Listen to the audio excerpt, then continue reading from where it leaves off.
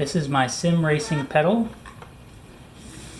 It goes with the complete set, the shifter, as well as the steering wheel and an Arduino. So this is still in prototype mode. I had some limits on myself. I think I could do better if I use different tools, but this is what I have. So a gas pedal is going to be about 75-ish degrees, and then about 25 degrees of movement. I think I have more. This is at like a 45-degree angle, but it works for the most part. Figuring out these linkages was pretty much a headache for me. That's why they're on wood and not something like this here. And this was the original plan here. Have this be all one piece. You just gotta attach the little pieces like the spring here and the potentiometer stuff here. The way the potentiometer works, at least how it's supposed to be like this parallelogram.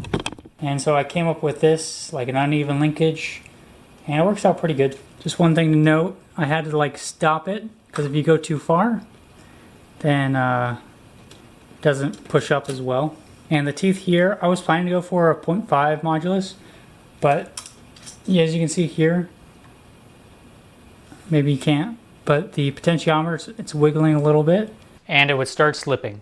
So this spring here, you may not be able to pick it up on camera that well, but it's just like this one here. So it's see-through, and it's just the just bending a little bit.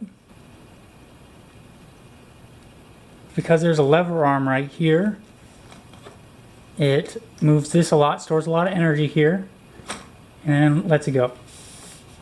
So if we just take off the very small gear in there,